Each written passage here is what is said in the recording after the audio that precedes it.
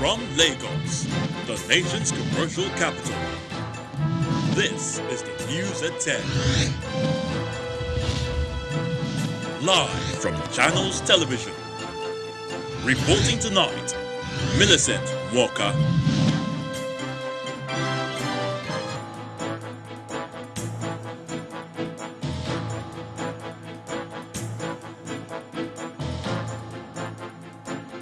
Tonight, after months of speculation, All Progressives Congress chieftain Bola Tinubu says he will contest in the 2023 presidential election, visits Villa to inform the president of his intention. Military maintains pressure on bandits, neutralizes terrorists in Giwa local government area of Kaduna State, kills 5 insurgents. After a shouting match by Lagos State nurses, members of the union and the leadership reached compromise, call off scheduled warning strike. And Bamako indigents support Mali Transitional Court despite ECOWAS' latest sanctions on the country. Plus international news from our London studio. On business news tonight, Securities and Exchange Commission plans to launch a revised version of the 10-year capital market master plan to reflect its dynamism and developments in financial technology. On sports news tonight, Nigeria's Super Eagles will begin their campaign for a 4th AFCON title when they face Egypt on Tuesday in Garoua.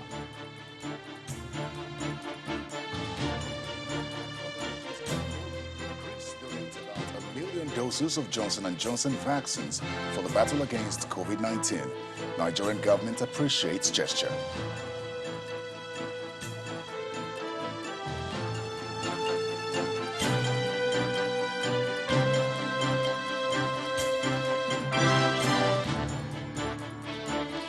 And for months, it had been in the realm of rumors, but now the cloud that had surrounded the 2023 ambition of the All Progressives Congress chieftain, Chief Bola Tinubu, appears to have cleared. The former governor of Lagos State says he has informed the president of his intention to run for the presidential seat. Chief Tinubu made this known to State House correspondents today after a meeting with President Muhammadu Buhari in his office. The All Progressives Congress chieftain arrives at the presidential villa on a mission that could be described as dear to his heart. I can answer that with categorical yes.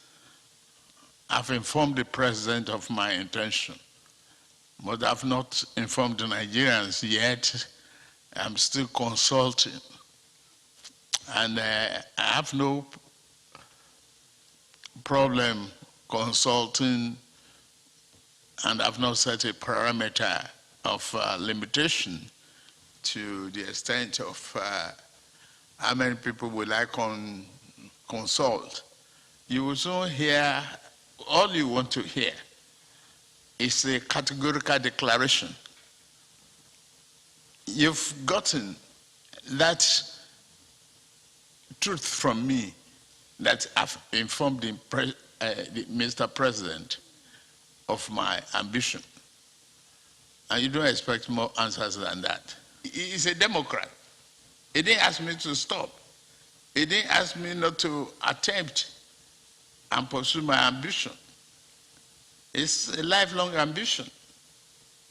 So, why do I expect him to say more than that? Why do you? You are running a democratic dispensation, and you must adopt the principle and the values and the virtues of democracy. That's it. After meeting with the president, Chief Tinubu briefed State House correspondents on what brought him to the villa. I don't want to discuss individuals now. I must discuss myself. I have the confidence, the vision, the capacity to build on the foundation of Mr. President and turn Nigeria better. I've done that with commitment and unyielding, in Lagos State. You've seen that experience and the capacity to turn things around, and that is what we are doing. You know, the confusion, the drift of the past in PDP is being corrected, and you can't, take away from that. When asked what he thinks about running alongside candidates such as the current Vice President, Professor Yemi Osinbajo, and Governor Yahaya Bello of Kogi State, Chief Tinubu says he would rather concentrate on his personal project. The National Assembly and the President must be encouraged to review, and they review again. Whatever they come up with electoral amendment is what we must comply with. There's no unlimited elasticity in what we face, because we have to plan and plan well and be able to manage the time effectively. About the cap of Kingmaker, I've never seen the cap of a Kingmaker before. Oh, no, that is the truth. And I've never seen where it is written in the rule book anywhere in any country that a kingmaker cannot be a king unless you commit murder. So, whatever is your attribute, is your own opinion. Me, I want to pursue my ambition without the title of a kingmaker.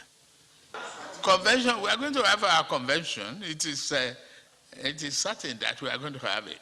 It is certain. We are going to have it. The race towards the 2023 general elections is in earnest. In the days ahead, we are likely to see formal declarations by other candidates who want to succeed President Muhammadu Buhari. Staying with politics, Governor Nyesom Wike of Rivers State and his Bayelsa State counterpart, Senator Doye Diri, want members of the opposition People's Democratic Party to close ranks ahead of the 2023 general elections. According to them, it's only on that strength that the party can produce an acceptable presidential candidate. Both governors made the remarks when Governor Wike led some leaders from Rivers State on a visit to the Bayelsa State Government House in Yenagoa.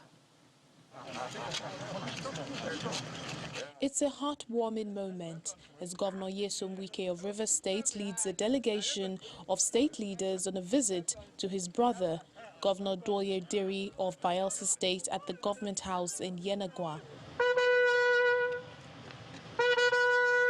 He's given a rousing reception by a guard of honor mounted by personnel of the Nigerian police force before being led by his hosts to the state executive chambers, where state and party leaders from Bayelsa are already waiting.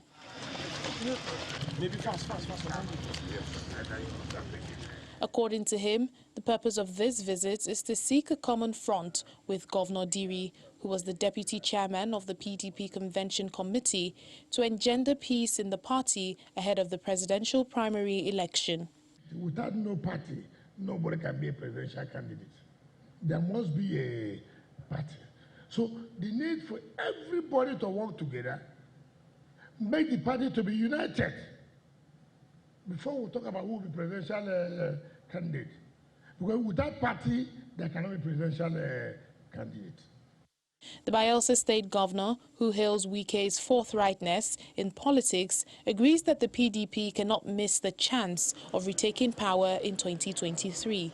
The presidency is one sacred office for our country that we must do everything to protect and to ensure that this time around our party gets a clinch back. And that can only happen if you and I, not only governors, party structures, elders, leaders, and followers alike, come together to give Nigerians their expectations. This meeting is seen as a new beginning for both states, even as Governor Diri proposes the extension of the new bond across the South-South region.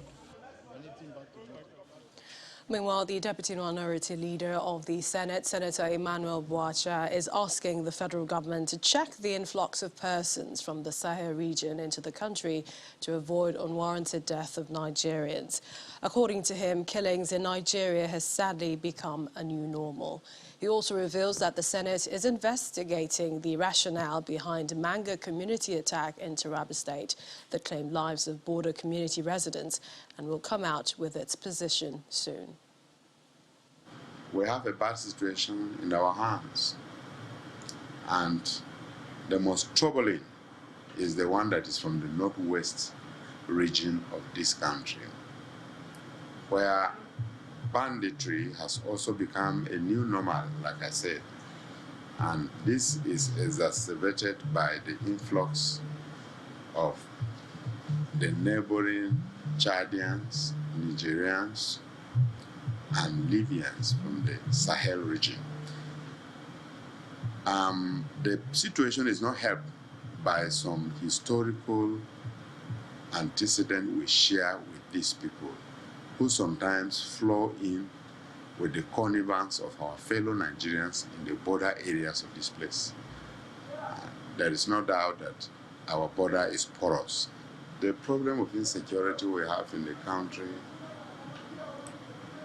has reached a crescendo.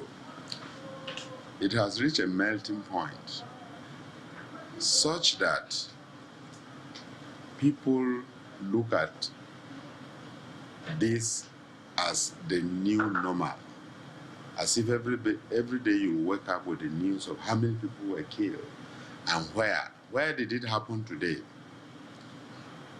I want to believe that we still have opportunity to redeem our nation. And a former lawmaker, Senator Shehu Sani, is questioning the president's self-assessment on security, urging the president not to only listen to his party members and loyalists. Senator Sani was reacting to President Muhammadu Buhari's recent interview with Channels Television during a chat with our political correspondent, Terry Kumi. He's also asking the federal government to go after sponsors of terrorism in the country. It's as if the president is talking about another country, not Nigeria. But if he's talking about Nigeria, the evidence of collapse and security paralysis is within his doorsteps, within his very states of Katsina. Virtually now, bandits in the Northwest have become a state within a state. They have been able to establish governance structure in the sense that they don't just kidnap and extort money, but it has reached a point where they even install, according to reports, they install traditional rulers and install imams. It is important for the president to have time to have the numbers of his old friends and colleagues and neighbors and ask them of the situation on the ground.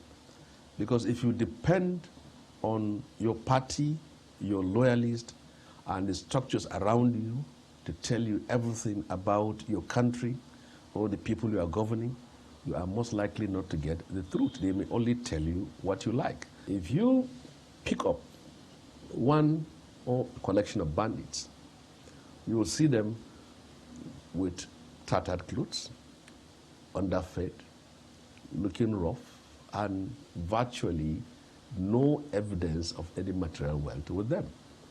So you ask yourself, all these hundreds of millions and billions extorted as ransom, where does it go?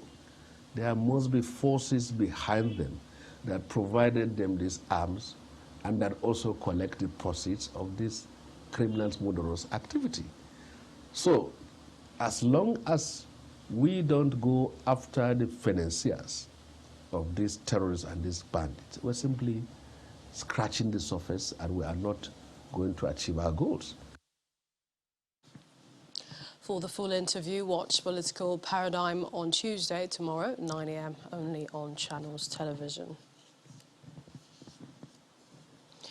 In part two, after the break, the Lagos State Council of the National Association of Nigerian Nurses and Midwives call off scheduled warning strike. Please stay with us.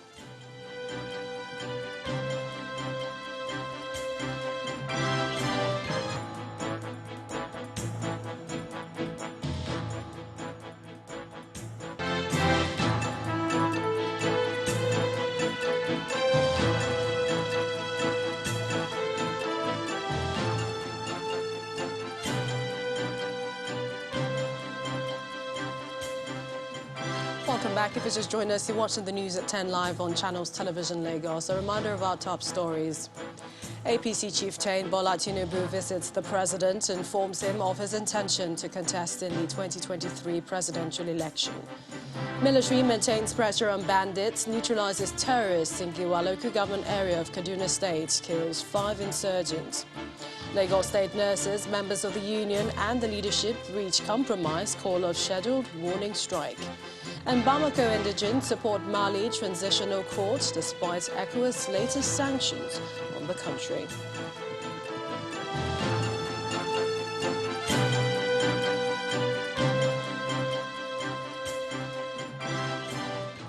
We continue with security matters, where troops of the Nigerian military are said to have neutralized 5 terrorists in Giwa local government area of Kaduna State.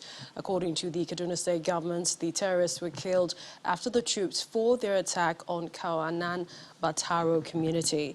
The troops were said to have been conducting clearance patrols in the area when they received intelligence of the terrorist movement towards Fatika town and immediately mobilized against them. The troops cut off their escape route at the Kwanan Batoro and engaged them in a firefight, during which 5 of them were neutralized. Governor Nasir El-Rufai has expressed satisfaction with the operational feedback and commended the troops for their proactive response to the intelligence received. The Lagos State Council of the National Association of Nigerian Nurses and Midwives today called off their earlier scheduled 3-day warning strike. This comes after an earlier stalemate at a Congress by members of the Nurses Union owing to a division over some of the agreements reached with the government. Now, the nurses are now expected to be at their duty posts across the state tomorrow, the 11th of January. It was a calm house at the start of the Lagos State Nurses Congress at the Agidingbi Secretariat in Lagos. Officials who met with the state government reeled out agreements reached at the meeting with the government. First, the commitment of the state to recruit graduates from its nursing school to bridge manpower gaps. It seemed acceptable to them, but the announcement of retention allowances sparked outrage. Retention allowance has been approved for nurses. The first payment will start January 2022.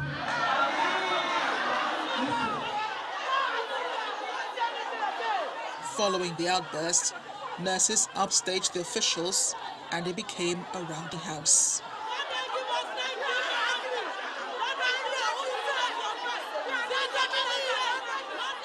One of the state officials tells us the strike cannot be called off without the Congress.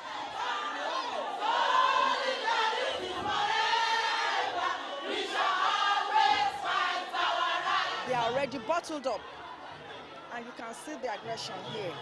So even reading the message from the governor, they don't want us to say anything, that until everything is being implemented, that they don't want to hear governor has said, governor has said. So we need to listen. After many hours of consultation, the nurses then agreed to shelve the industrial action. And we are very hopeful that implementation will commence immediately. It is on this note that we are suspending the strike to give room for implementation of all our demands. With the strike called off, many of the nurses are hopeful that the implementation of the agreement with the state government will commence in earnest.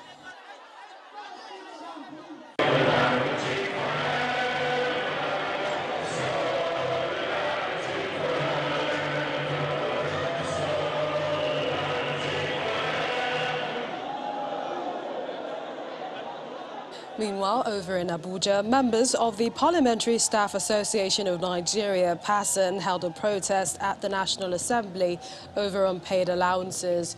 The workers are also demanding full implementation of the national minimum wage signed into law in 2019, as well as the revised condition of service. The workers had accused the National Assembly management of breach of the Memorandum of Understanding entered with the union on the 13th of April 2021 on the full implementation of the new National Minimum Wage Act 2019 and the revised condition of service. Chairman of PASAN, Mr. Sabi Sunday, says executives of the association would be attending an emergency meeting called by the National Assembly Service Commission to address issues raised by the workers. And we head over to our Abuja studios where Terry Kumi has some more stories. Hello, Terry. Hello, Millicent.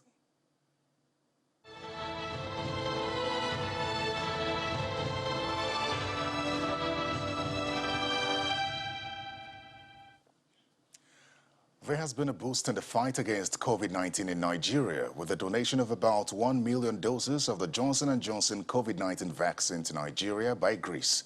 The country's Minister of Foreign Affairs, Mr. Nicholas Dendias, announced the donation during a meeting with his Nigerian counterpart, Mr. Jeffrey Onyema in Abuja.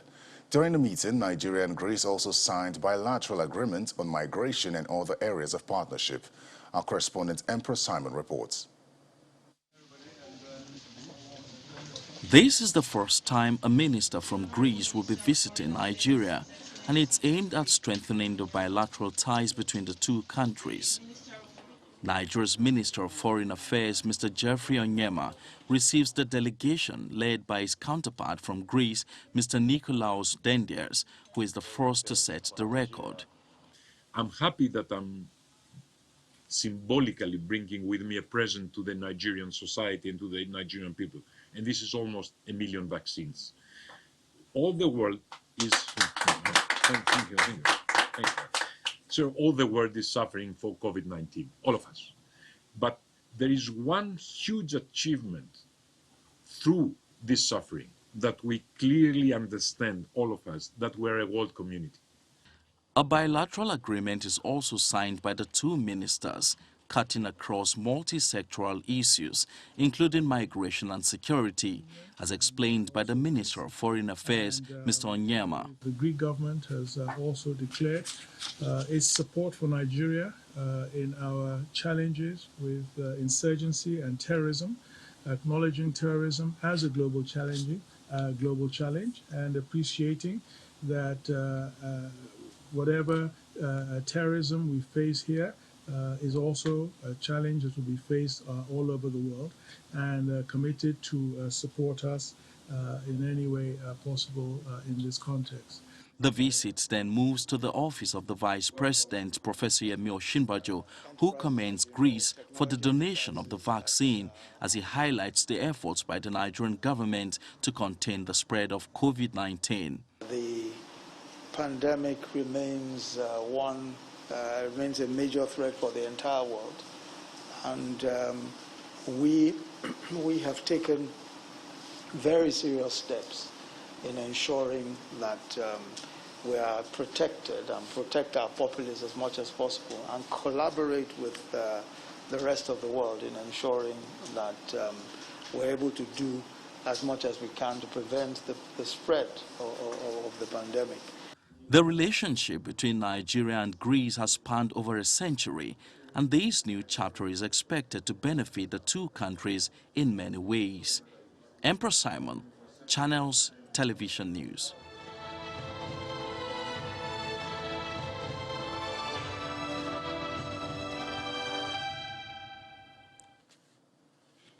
Politicians playing ethnic and religious games exacerbate boundary issues, and only proper leadership can explain to the citizens the concessions that need to be made for peaceful coexistence across land borders.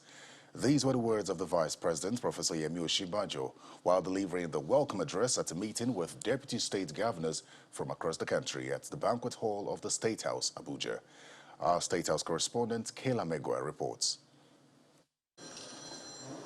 We'll start This meeting is the first of its kind in the history of the Buhari administration and in the history of the National Boundary Commission. In attendance are government officials, management of the National Boundary Commission, and deputy governors from across Nigeria, all summoned by the Vice President, who doubles as the chairman of the National Boundary Commission, to discuss ways internal boundary matters can be better handled across the country. I believe that bold, fair-minded, just and courageous patriotic leadership is required to ensure that border disputes are settled without politicization, without heightening tensions.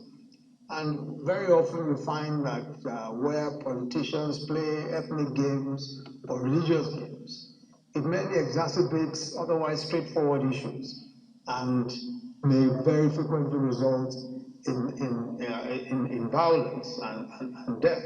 The meeting goes into a closed-door session as the deputy governors of the states, who double as state chairman of the Boundary Commission, have a lot to iron out with the National Boundary Commission, especially as regards funding and proper demarcation of borders.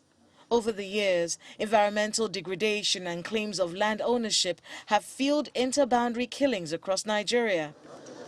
An estimated 13,500 people have been killed since 1999 from the conflict, according to the United Nations. The meeting ends, and the Deputy Governor of Edo State briefed State House correspondents on its outcome. We all agree that there are issues to be resolved, and we also agree that the issue of demarcation should be done urgently, and the issue of funding should also be addressed, because a lot of these issues of boundary crisis as a result of the National Boundary Commission not demarcating already agreed portions of these areas. And generally we agree that the Boundary Commission should step up, and state also should also do their own best to make sure that meetings and deliberations, they are part of it. The deputy governors at today's meeting are hoping that meetings such as this one are sustained to ensure that there's a peaceful resolution to these crises and that the impasse between the deputy governors and the National Boundary Commission is sorted out. That way we can have a more peaceful Nigeria. From the Banquet Hall of State House in Abuja, Kayla Megwa, Channels Television News. Still ahead on the news at 10, Securities and Exchange Commission plans to launch a revised version of the 10-year Capital Market Master Plan to reflect new dynamics. That's on business news, plus more stories from Abuja. Stay with us.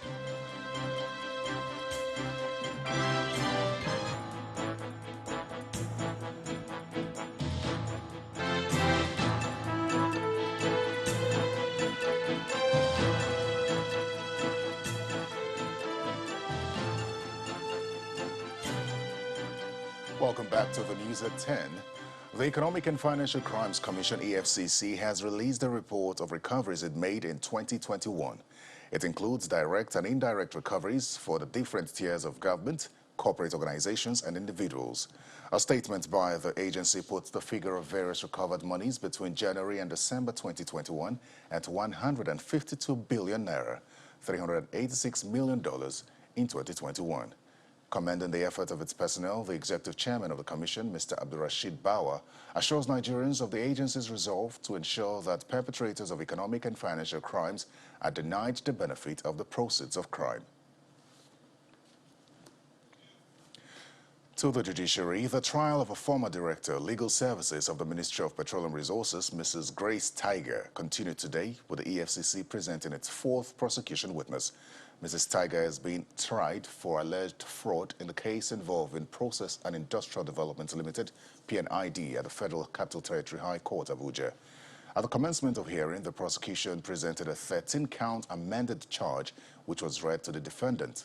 In count 12, Mrs. Tiger is accused of corruptly receiving the sum of $4,969 paid by Marsh Pearl Limited, a company controlled by the owners of PNID, into HSBC bank account of her daughter, Enameg Vera Moses Tiger. She is also accused in count 13 of corruptly receiving another sum of $5,000 paid by Christome Limited, a company controlled by the owners and promoters of PNID, into the HSBC account of her daughter. The defendant pleaded not guilty to the charge. Well, that's it from the nation's capital. Business News is next with Ann Nwaodo. Banking, so easy, so simple. Dial *894# now to experience it. You first, First Bank.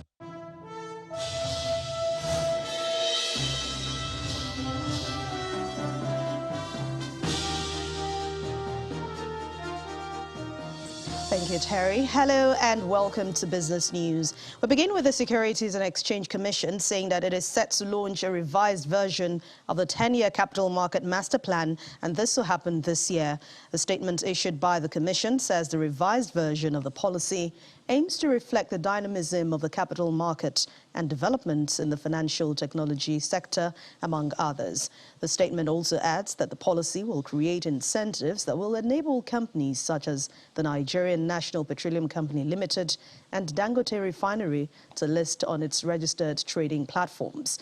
The Nigerian Capital Market Master Plan 2015 to 2025 is a blueprint for developing Nigeria's capital market within the next 10 years.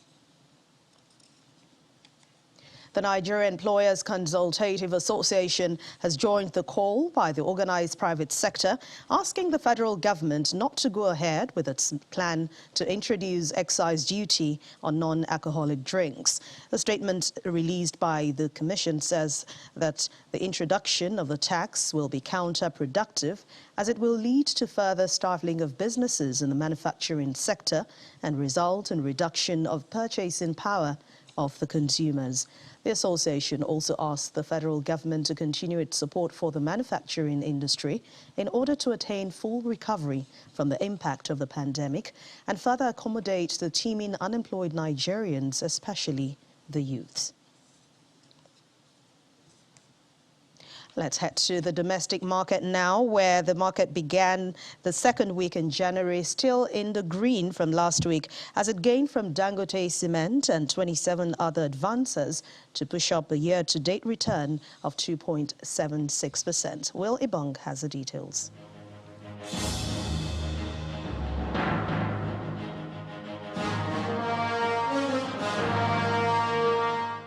Hello and welcome to the Stock Market Report.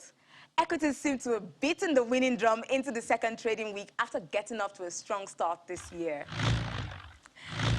At intraday, the NGX All-Share Index reached a 52-week high at 44,311.57 points. However, it closed lower, but still up at 43,897.13 points, with just 23 billion naira added to the market value, thanks to Dangote Cement and PZ Cussons. The market appears to be tiptoeing around record highs. Now, looking at the trading stock, we see a 21% and 30% drop in the volume and value of transactions when compared to Friday's session.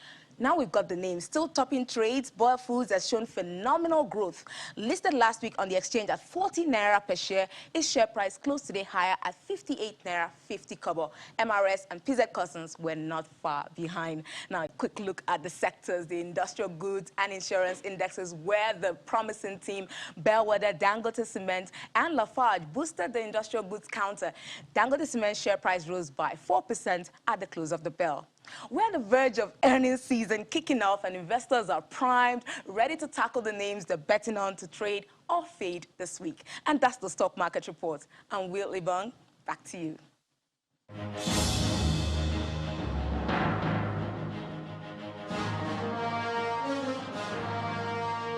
Thanks, Will. We hope that continues for the rest of the month. Let's talk about the negative close for some of the world's leading stock markets today. Investors are still awaiting key U.S. inflation data this week and more comments from Federal Reserve Chairman Jerome Powell on interest rate hikes. Here are the closing figures for today.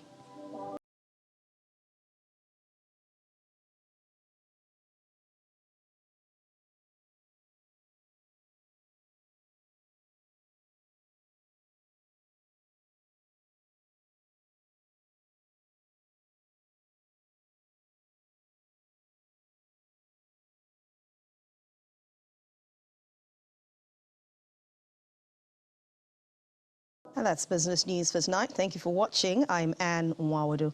The rest of the news at 10 continues now with Millicent. Banking, so easy, so simple. Dial *894# now to experience it. You first, First Bank. Thank you, Anne. Now, a festive greeting left on Lagos State Governor Babajide Sanwo-Olu's Instagram page on Christmas Eve sparked a 2-week-long celebration of giving themed a BOS Christmas. The period witnessed multiple requests from residents across the state who shared their wish lists. Governor Sanwo-Olu also partnered with local organizations and food banks to reach out to vulnerable communities of Makoko, Ajegunle, Apapa, Surulere, Ikeja, Yaba, among other areas. It began as a usual Christmas greeting on Instagram by Lagos State Governor Babajide Sanwo-Olu.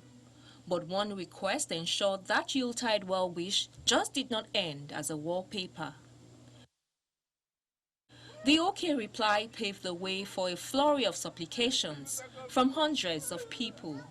And true to his word, Governor Sanwo-Olu delivered on his promises, gifting a bus, generator, freezer, laptop, television, phone, foodstuff, chicken and many other items, to the shock and excitement of recipients. We just saved a family of 8 out of poverty in 2022. Thank you, Mr. Governor, for making this dream come true. I've been pitching for this generator since. Thank you so much. Hey, Chike Odu. Mr. Governor, thank you. Governor Sanwo-Olu then took the Giving Project a step further as he flagged off a statewide outreach program which fed 30,000 people in vulnerable communities throughout the Yuletide period. This giving scheme by the Lagos State Governor in partnership with several local organizations and food banks has certainly lifted the spirits of many households who will most likely pay more attention to their calendars in anticipation of another Yuletide giveaway. Over the past 17 years, Ebele and Anyi Chuks Foundation has championed the cause of the less privileged through several charity projects in Ebonyi State. The latest is the construction of 130 houses built for indigent families, schools, churches, as well as donation of food items and cash. At the commissioning of the project, the president of the foundation, Ifeanyi Odi, says this gesture is aimed at bringing succor to those in need.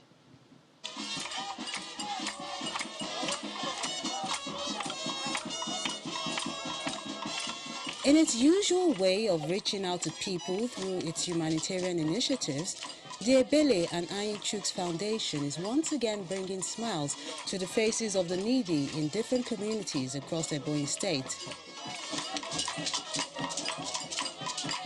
This time, the non-governmental organization is here to commission its latest project, 130 new homes, as well as distribute food items and provide free medical services.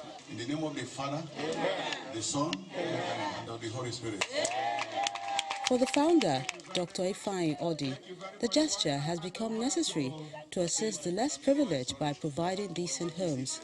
He promises that the foundation will continue to improve their livelihood. We are using what God has given to us as a blessing to touch humanity by giving them succor and upliftment. And that is what we believe. Of course, we know you can't do this without people pressurizing you that if such a man can do this, such a man is supposed to be in a position where he can have access to more. Yes, it's possible that what they are asking for, maybe one day, maybe it might happen. But as for today, what we do today is just purely our humanitarian activities. Part of the project is a new edifice for the Christ Ascension Church. Representatives of the church are grateful for this gift. I will say that maybe today is my happiest day in Christ Ascension Church in Nigeria and overseas, to witness what God has done in Christ Ascension Church in Suacha. The foundation says the annual event has been extended beyond Ebonyi State, supporting people with various empowerment schemes like food items, scholarship for students, medical outreach, amongst others. Outside Nigeria, Mali's political crisis has raised more concern among leaders about the country's political future. Analysts are now praising ECOWAS' latest move of imposing more sanctions to compel Mali's military junta to call for early elections and transition of political power. Our Foreign Affairs correspondent Amaratu Rani reports. Mali's military leaders have shown no signs of backing down nor relinquishing power, according to ECOWAS' timetable, despite already existing sanctions, instead announcing a 5-year transition plan that would see the junta be in power for at least 5 years.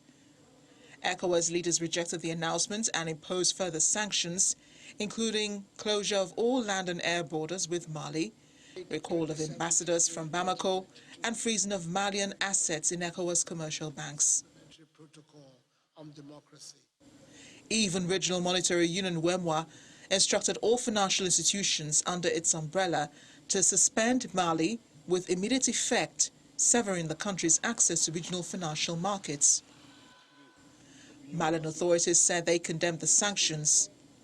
Government spokesperson Colonel Abdoulaye Maiga said in a TV broadcast that the government deplores the inhumane nature of the measures, which affect populations already hard hit by the security crisis and health crisis, particularly COVID-19. Former Permanent Secretary of the Ministry of Foreign Affairs, Ambassador Joe Keshi, commends ECOWAS for embarking on a long-term solution to the country's political crisis. I think the new sanctions, closing the borders as well as the airspace, indicate very clearly that ECOWAS leaders and UMA leaders are they mean business and that they are prepared to engage Mali for the long haul. His words are echoed by public affairs analyst and publisher Inside West Africa magazine, Oluwaseyi Adeyemo. I'm happy that ECOWAS decided to step up to their billing, and they have decided to put a sanction so that it can show to any of us, whether it's Nigerian, Ghana, Mali, or whoever, that you cannot just do whatever you like to the detriment of your people.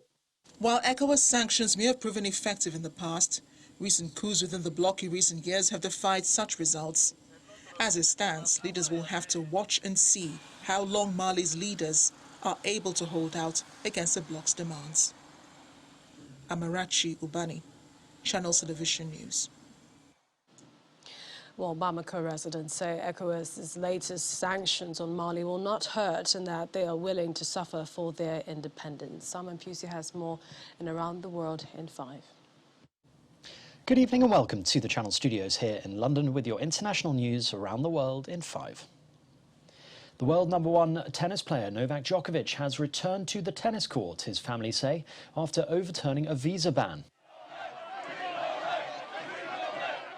There were chaotic scenes in central Melbourne on Monday night as fans of Novak Djokovic crowded around a car they thought was carrying the Serbian player. Police struggled to hold back enthusiastic supporters as they prevented the car from progressing down the street. At one point, a man jumped up and down on the vehicle. Later, people were seen recovering after police sprayed pepper spray. Fans initially celebrated the news that the world #1 had won his case to stay in Australia, but his father says there is still a chance he'll be forced to leave. They told him, personally, for him it's better to go immediately, to leave Australia immediately, or they can match the penalty, 3 years ban to get into Australia in next 3 years. Kazakhstan's president has described deadly violence last week as an attempted coup d'etat. He told leaders of ex-Soviet states the rioting had been coordinated but did not name those responsible. The streets of Almaty were calm today as public workers began to clean up after days of unrest. Troops from Russia and other countries are currently in Kazakhstan to restore order. The United States and Russia have begun negotiations in Geneva with the hope they can avoid further escalation in Ukraine. Russian Deputy Foreign Minister and the Deputy US Secretary of State are meeting in Switzerland and only made brief eye contact as they posed for photographs. Relations are at their most tense since the end of the Cold War. It comes as nearly 100,000 Russian troops are gathered within reach of the border with Ukraine in preparation for what Washington and Kiev say could be a new invasion.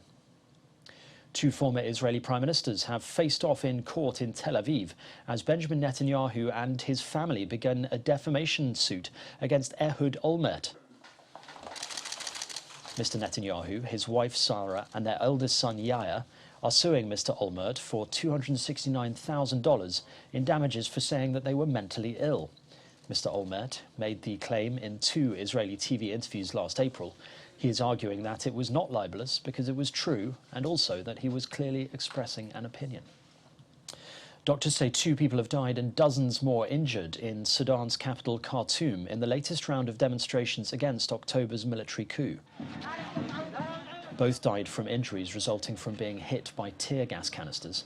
A doctors' organisation allied to the protest movement, called the Central Doctors Committee, says 63 people have now been killed since the coup. Police in Sudan say 86 people were arrested during unrest on Sunday. Mali has condemned sanctions put on it by the West African bloc ECOWAS. In a speech, Colonel Abdoulaye Maiga called the measures inhumane and unjust. It's after West African leaders imposed sanctions on the country after its military government announced a long delay to elections originally planned for February. ECOWAS has agreed to close borders with Mali as well as implement a range of economic sanctions. In response, Mali's military government said that it was closing its land and air borders with ECOWAS. Devotees of the Hindu god Ayyappa have walked barefoot on a bed of burning embers in India's southern Shivamogga city as they performed a fire ritual to appease the deity. Devotees chanted prayers, dipped their hands in hot oil and walked on fire as people gathered to see them on the occasion. Firewalking is an ancient ritual which originated in India and is often still practiced to show people's devotion and faith in a deity. And finally, West Side Story and The Power of the Dog were the big winners at a subdued Golden Globe Awards ceremony. Steven Spielberg's remake of the classic 1961 movie won Best Musical or Comedy, while The Power of the Dog was named Best Drama Film. This year's event was dramatically pared down, with the ceremony not even being televised. The muted nature of this year's event follows allegations of corruption and a lack of diversity in its voting body last year. And that's your international news around the world in 5. Now back to the Channel Studios in Lagos.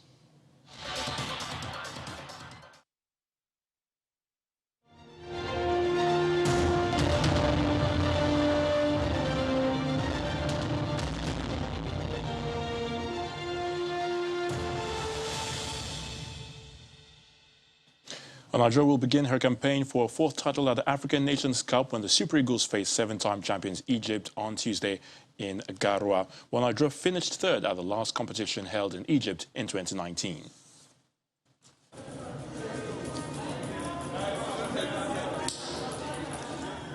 Players and officials of the Super Eagles of Nigeria arrived at Garoua International Airport in Cameroon to begin their quest for a 4th title at the Africa Cup of Nations.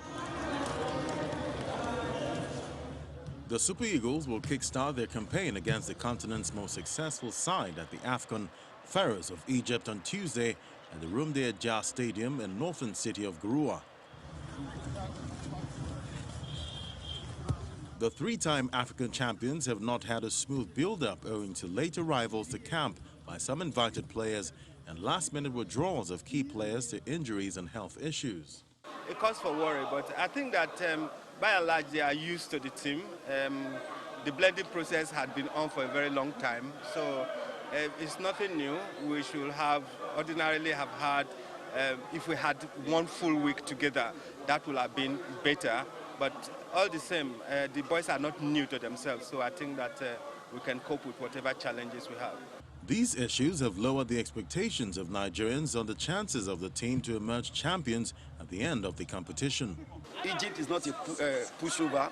Anytime, any day, North African countries give us problem. But I tell you, it's the first game in the group, and it's going to be a tough one.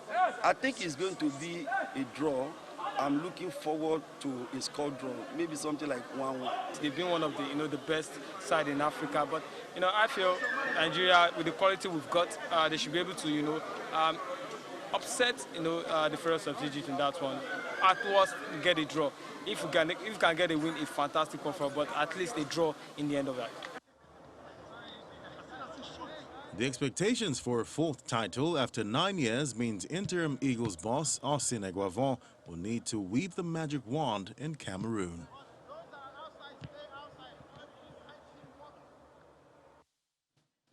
And Liverpool star Sadio Mane scored a penalty late on to help Senegal beat Zimbabwe in the Nations Cup. In another Group B match, Guinea beat Malawi by a lone goal. Sofiane Boufal scored in 83 minutes to earn Morocco a 1-0 win over Ghana in Yaoundé, and that game was played for Group C. And that's a wrap in sports news.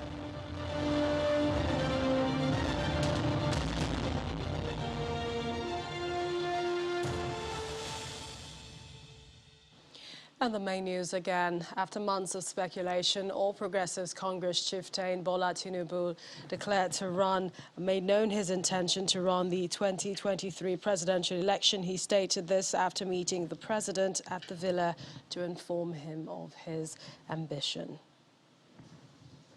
That's news at 10 tonight. Thank you for watching. I'm Millicent Walker. Stay safe.